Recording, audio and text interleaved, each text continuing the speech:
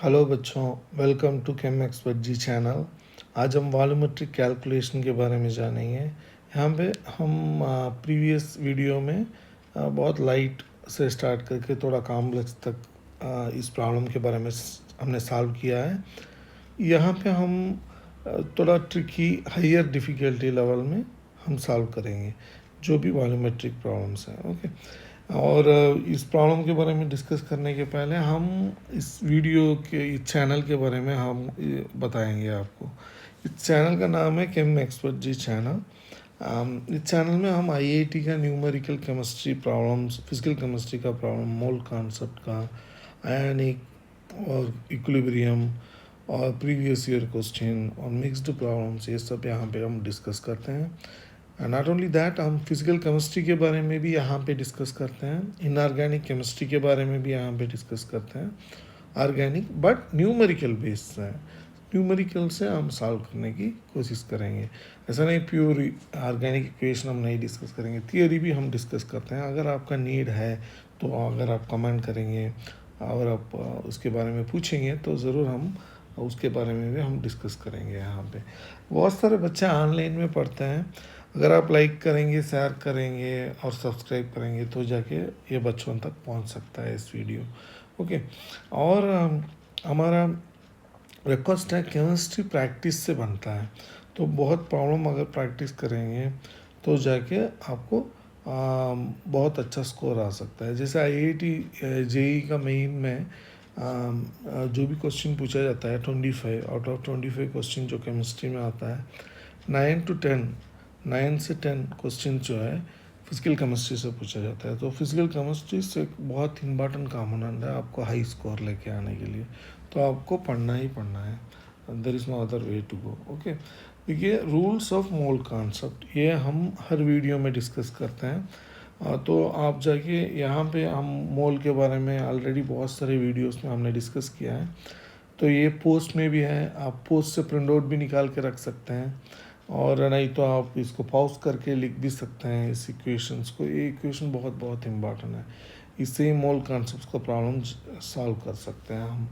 और ये जो है वॉल्यूमेट्रिक का प्रॉब्लम्स है। ओके, जो फार्मूलास है उसका वॉल्यूमेट्रिक कैलकुलेशन के लिए जो भी यूज़ करते हैं वही है। हमने प्रीवियस वीडियो में हमने ऑलरेडी बहुत डिटेलली आपको एक्सप्लेन किया है इस प्रॉब्लम कैसा, जो ये फार्मूलास हैं वो इस पहले वाले फार्मूलाज से ड्राइव किया गया है।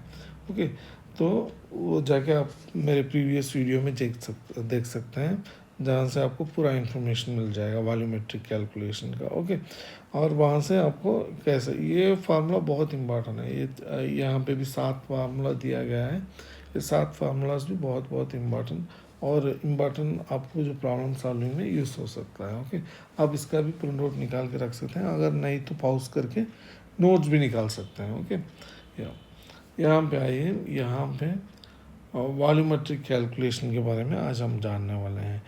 आज हम जो भी जानने वाले हैं थोड़ा ट्रिकी प्रॉब्लम्स हैं, ट्रिकी प्रॉब्लम्स के बारे में यहाँ पे हम जानेंगे। ओके, और प्रॉब्लम, पहला प्रॉब्लम हम कैसे देखते हैं यहाँ पे। ये प्रॉब्लम पहला वाला प्रॉब्लम है, इसको हम लोग कैसे सॉल्व करेंगे। ये यहाँ पे प्रॉब्लम पहले पढ़ते हैं। प्रॉब्लम है 100 ml, 100 ml, ओके 100 ml, ये problem 100 ml of n divided by 5 NaOH is mixed with 200 ml of n divided by 10 HCl. Find the excess milli equivalent after neutralisation. यहाँ पे न्यूट्रलाइजेशन हो रहा है, NaOH HCl के साथ reaction हो रहा है, तो यहाँ पे हमको एक्सेस मिली इक्वलेंट को फाइंड आउट करना है। ओके, तो देखते हैं पहला स्टेप। ओके, पहला स्टेप क्या है, हमको मिली इक्वलेंट ऑफ NaOH इसको देखना है। यहाँ पे आपको फार्मूला यूज़ करना है, milli equivalent is equal to normality into volume in ml. Okay, yeah. यहाँ पे नॉर्मलिटी है 0.2 है NaOH का, इंटू वॉल्यूम कितना दिया गया है यहाँ पे, वॉल्यूम जो है 100 ml, 100 ml है वॉल्यूम, तो 100 ml लिख दीजिए यहाँ पे 100, तो जाके 20 बन गया यहाँ पे, 20 मिली इक्वलेंट बन गया यहाँ पे। अब स्टेप 2, यहाँ पे हम स्टेप 2 जा रहे हैं। यहाँ पे हमको क्या फाइंड आउट करना है, मिली इक्वलेंट ऑफ HCl हमको देखना है यहाँ पे। HCl को कैसे देखेंगे, वही फार्मूला, उसको वही जो ऊपर वाला स्टेप 1 का फार्मूला, वही फार्मूला को हमको यहाँ पे यूज़ करना है। जो HCl का जो कॉन्सेंट्रेशन है 0.1 ml और वॉल्यूम है 200, ओके 200, तो 0.1 इंटू 200 ml, तो 20। तो अब हमको कंपेयर करना है स्टेप 3 में क्या करना है, कंपेयर करना है। क्या कंपेयर करेंगे, 20 milli equivalent of HCl minus 20 milli equivalent of NaOH, और बन गया आपको 0 बन गया यहाँ पे। तो यहाँ पे इस अब अगर आपको 0 पहुँच रहा है तो मतलब जो है एक्सेस यहाँ पे कुछ भी नहीं है, कम्प्लीटली न्यूट्रलाइज हो गया है, नो एक्सेस रिएजेंट, वही जो है answer, no excess reagent, okay. तो नो एक्सेस रिएजेंट, सो यहाँ पे रिएजेंट कोई एक्सेस हम नहीं यूज़ कर रहे हैं। तो इससे हमको ईजिली कितना रिएजेंट हमको यूज़ करना है रिएक्शन में, ये पता कर सकते हैं इस इक्वेशन से, हम इस कैलकुलेशन के द्वारा, ओके। और हम जाते हैं सेकेंड प्रॉब्लम में जाते हैं। सेकेंड प्रॉब्लम, इसका सॉल्यूशन निकालते हैं। सेकेंड प्रॉब्लम का सॉल्यूशन हम यहाँ पे निकालते हैं। सेकेंड प्रॉब्लम जो है, ये जो सेकेंड प्रॉब्लम है ये थोड़ा एडवांस लेवल का है, हाइयर डिफिकल्टी है, ओके। इस सेकेंड प्रॉब्लम को हम देखेंगे। अब देखिए 50 ml of 0.5 normality of sulfuric acid is completely neutralized by NaOH solution. Find the gram of NaOH required. यहाँ पे वेट पूछा गया है NaOH का, कॉन्सेंट्रेशन नहीं, मिली इक्वल नहीं, तो वेट पूछा गया है। ट्विस्टेड प्रॉब्लम है, ओके। ये बहुत सारे एडवांस लेवल के क्वेश्चन में ये आता है हमेशा, ओके। तो आपको इसको याद रखना पड़ेगा, ऐसे ही प्रॉब्लम पूछे जाते हैं एडवांस में, ओके। पहले आपको स्टेप वन क्या है, मिली इक्वलेंट ऑफ एसिड का देखना है। एसिड यहाँ पे सल्फ्यूरिक एसिड है, H2SO4 सल्फ्यूरिक एसिड है, ओके। तो हमको फार्मूला तो पता है, milli equivalent equal to normality into volume in ml, okay, in ml, okay. तो यहाँ पे प्रॉब्लम में जो नॉर्मलिटी दिया गया है, नॉर्मलिटी कितना है, नॉर्मलिटी 0.5 नॉर्मलिटी है और 50 ml है उसका वॉल्यूम, ओके। तो नॉर्मलिटी 0.5 है और 50 है, तो हमको आ गया यहाँ पे 25 मिली इक्वलेंट बन गया यहाँ पे 25, ओके। तो अब हमको यहाँ से बहुत इजी है, न्यूट्रलाइजेशन जब होता है, जो भी न्यूट्रलाइजेशन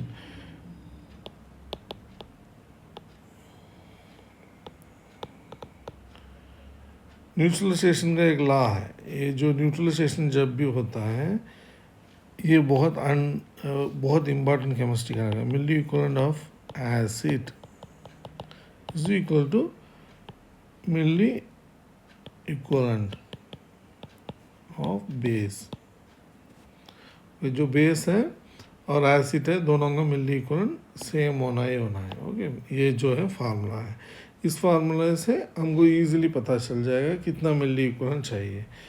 सो देखिए NaOH कितना रिक्वायर्ड NaOH कितना है, इसको हमको इजीली 25 मिली इक्वलेंट ही चाहिए न्यूट्रलाइजेशन के लिए, ओके, मिली इक्वलेंट चाहिए।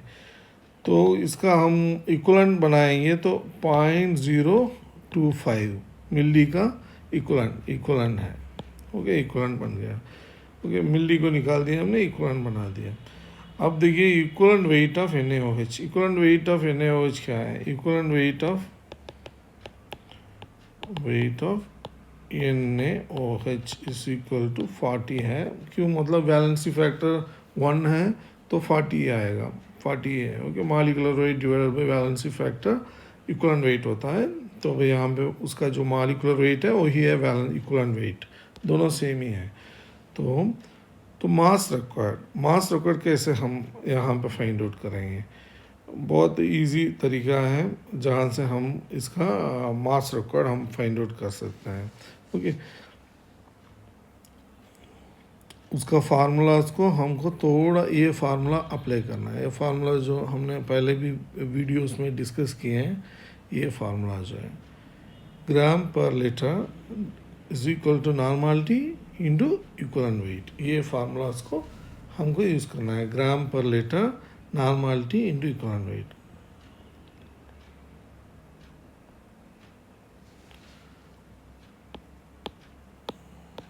पर litre normality into equivalent weight. तो हमको नॉर्मलिटी हमको पता है, जो नॉर्मलिटी जो है उसका, तो जो नॉर्मलिटी वेट पर लीटर जो है, वेट पर लीटर, यहाँ पे हमने नंबर ऑफ इक्वलेंट निकाला है। यहाँ पे नॉर्मलिटी है 0.5 जो सल्फ्यूरिक एसिड का, बट हमको ये जो इसका नॉर्मलिटी हमको पता नहीं है, तो इसका जो NaOH का नॉर्मलिटी पता नहीं है, तो हम इस फार्मूले इसको यूज़ करके हम फाइंड आउट नहीं कर सकते हैं। तो हमको कौन सा फार्मूला यूज़ करना है, ये फार्मूला हम नहीं यूज़ कर सकते हैं क्योंकि तो दोनों अननोन हो गए यहाँ पे, तो हम इस फार्मूला इसको नहीं यूज़ कर सकते हैं। तो आपको जाना है पहले वाला फार्मूला, ये फार्मूला जो है ये है फार्मूला, फर्स्ट वाला फार्मूला। और वो जो फार्मूला क्या है, जो फर्स्ट वाला, milli equivalent is equal to, नहीं पहला वाला फार्मूला नहीं, सॉरी, यहाँ पे आपको फोर्थ फार्मूला जो है, फोर्थ वाला फार्मूला उसको यूज़ करना है। ये फार्मूला जो है weight in gram divided by equivalent weight, okay. तो हमको इक्वलेंट वेट पता है, नंबर ऑफ इक्वलेंट पता है, तो हम वेट आसानी से निकाल सकते हैं। तो इस फार्मूले को हमको यूज़ करना है, ओके। यहाँ पे हम चेंज कर देते हैं,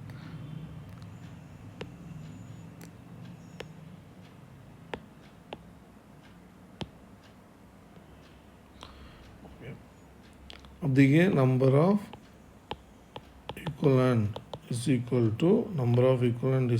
to weight in gram divided by equivalent weight. तो हमको इक्वलेंट वेट पता है, वेट इन ग्राम हमको जानना है, तो 40 है और नंबर ऑफ इक्वलेंट है 0.025।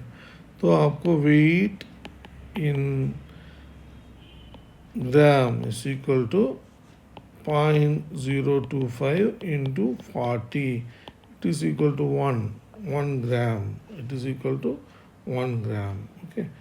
तो 1 ग्राम ही आंसर है, 1 ग्राम चाहिए NaOH। जो 1 ग्राम NaOH अगर आप यूज़ करेंगे तो इस रिएक्शन को न्यूट्रलाइज कर सकते हैं। तो ये है जानकारी, ये थोड़ा IIT का हायर लेवल है। देखिए ये फार्मूला हम नहीं यूज़ कर सकते हैं, ये हमने जान लिया यहाँ पे, मतलब दोनों अननोन है, ओके, तो नहीं यूज़ कर सकते। तो यहाँ से हम आसान से, अगर ग्राम पता है तो वहाँ से हम हर चीज़ यूज़ करके ये नॉर्मलिटी भी कैलकुलेट कर सकते हैं, ओके। तो ये बहुत कॉम्प्लेक्स हायर लेवल प्रॉब्लम है। अगर इस प्रॉब्लम्स में अगर ज़रूर आप सॉल्व करेंगे तो आपको डाउट आएगा, प्लीज़ कमेंट करिए, हम इसके प्रॉब्लम के बारे में और डिटेलली आपको एक्सप्लेन करेंगे, ओके। और अगर कोई भी डाउट हो आपको केमिस्ट्री और physical chemistry, organic chemistry, inorganic chemistry के बारे में, प्लीज़ कमेंट करिए, हम आपका डाउट क्लियर करेंगे ज़रूर। ओके, और सब्सक्राइब करिए, शेयर करिए, लाइक करेंगे तो जाके ये चैनल बहुत सारे बच्चों तक पहुंच सकता है। Okay, thank you very much.